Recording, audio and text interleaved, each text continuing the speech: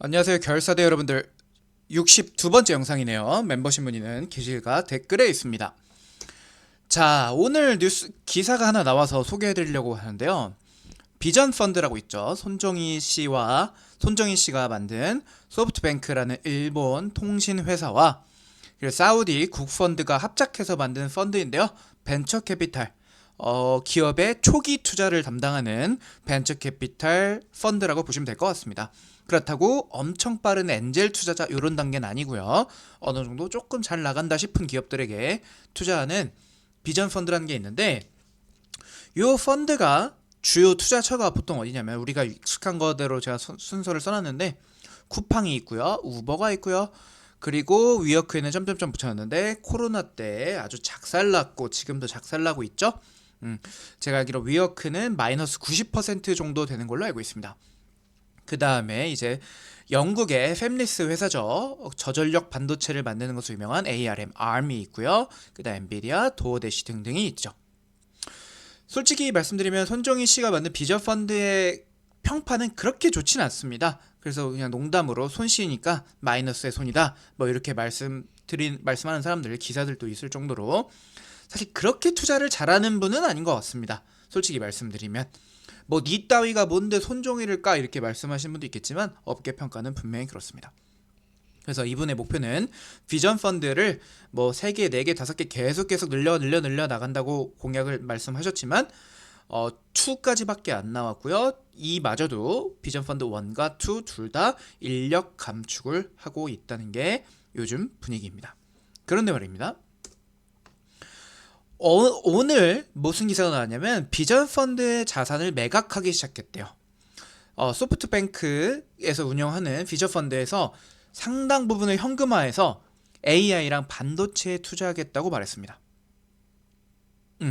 약간 40조 정도, 물론 주식이 빠져서 이 자산이 준 것도 있지만 매각을 많이 했다고 합니다. 쿠팡, 도어대시 이런 것들을. 그래서 이분이 또 마이너스의 손으로 평가받는 게 뭐냐면, 이분이 가장 잘한 투자 중에 하나가 ARM이에요. 아까 말했던 저전력 반도체, 특히 핸드폰 모바일 쪽 반도체를 만든 ARM 때문에 성공을 해서 대박이 났는데, 오죽하면 ARM이 여러 번 상장을 했는데 손정희가 하고 있는 소프트뱅크보다 시가총액이 더 올라가 버렸어요. 그 정도로 ARM 대박을 쳤어. 근데 그런데도 욕먹는 게 뭐냐면, 사실 ARM을 엔비디아한테 팔라 그랬어요, 몇 년 전에.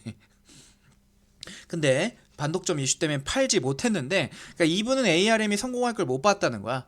그래서 팔아 넘기려고 했는데 못 팔았어. 그래서 어쩔 수 없이 A 갖고 있는데 주가가 올랐어. 그래서 또 욕을 먹기도 하셨죠. 결국은 뭐냐면, 비전 펀드가 이분이 하셨던 사업들 중에 많은 것들이, 쿠팡도 그렇고요, 여러분 뭐 도어대시도 그렇고 위워크도 그렇고 B2C, Business to Customer가 많다는 거예요. 그래서 요것들을 조금 줄여나가고, 요즘에는 이제 IT 쪽이죠. 인포메이션 테크놀로지. IT가 인포메이션 테크놀로지인 거 모르시는 분도 많은데, IT 쪽, AI랑 반도체 쪽. 왜냐하면 이쪽은 원가가 적고 성장 산업인 게 너무나 많이 보이기 때문에 이쪽에 올인을 하려고 하는 것이 아닌가. 또 얼마 전에 오픈 AI CEO였던 샘 알트먼과 같이 펀드를 만들어서 말도 안 되는 금액이 나왔었죠. 저는 이거 거의 사기 수준이라고 생각하는 사람입니다. 저와 같은 범인이 천재를 못 알아봐서 그런 걸 수도 있겠지만, 샘 알트먼 천재긴 한데 그 규모가 여러분 9천조였나요? 9천조라는 건 말도 안 되는 금액입니다. 그냥 아예 지금 인류가 투자한 반도체 금액이 9천조가 안 된다고 합니다. 근데 9천조를 모은데 조금 이거는 약간 좀 과한 규모가 있지 않나?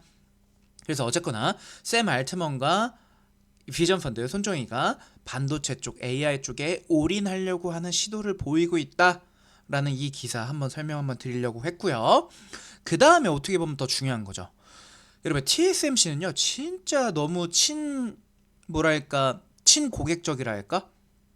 매월 매출을 공개해 줍니다. 아니, 분기마다 하는 것도 빡세 죽겠는데 뭐 회계사들이 얼마나 힘들까?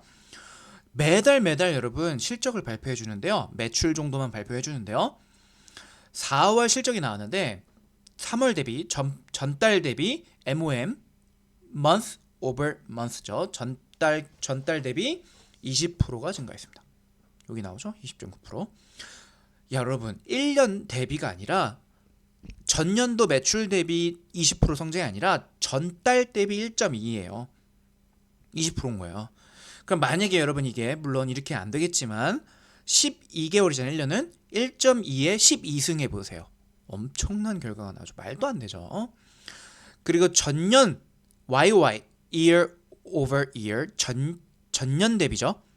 그러니까 2023년 4월 대비 60% 정도가 매출이 늘었다고 합니다. 미친 거죠. 1년 동안 매출이 60% 늘어? 이런 사업 있으면 당연히 투자해야 되죠. 물론 제가 돈이 있었다면. 근데 여러분 1월에서 4월 매출 합계 2023년 같은 기간 4개월 동안 매출은요 26.2% 성장했다고 합니다. 아 미친 거예요 여러분. 1년 동안 26.2% 성장하는 게 말이 되냐고. 결국은 여러분 TSMC 매출 증가 효과는 어디서 나오냐면 우리 지난 영상 제가 소개 한번 드린 적 있는데 HPC라고 했죠.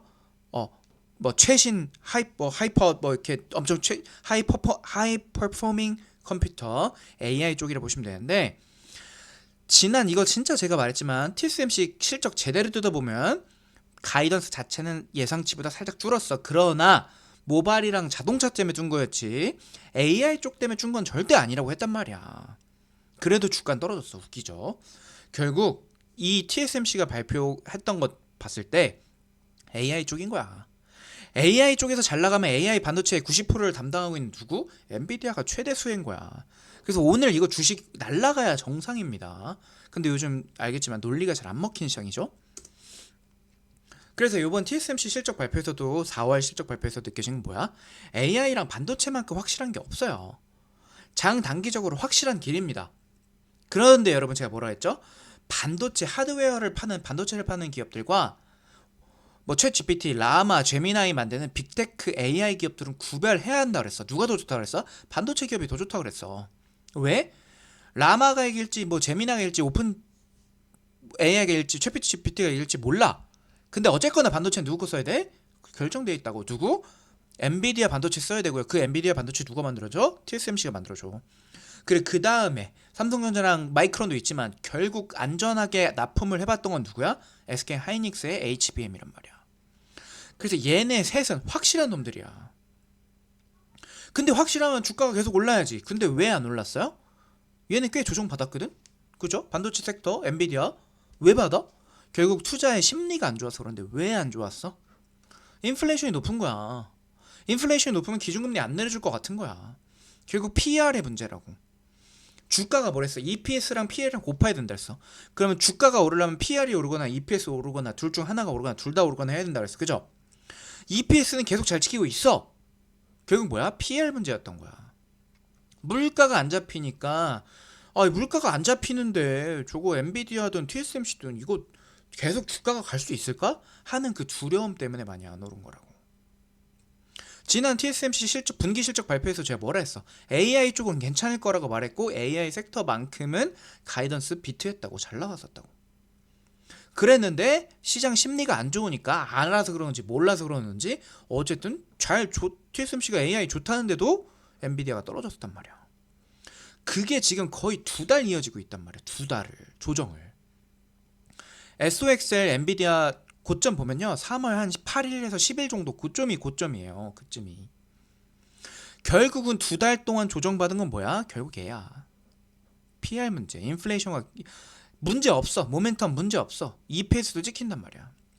그러면 이 물가가 언제 잡히고 인플레이션이 언제 잡히는지 봐야 될 거 아니야. 저는 다음 주부터 시작했다고 생각합니다. 다음 주 CPI 발표 저는 잘 나올 것으로 보고 있어요.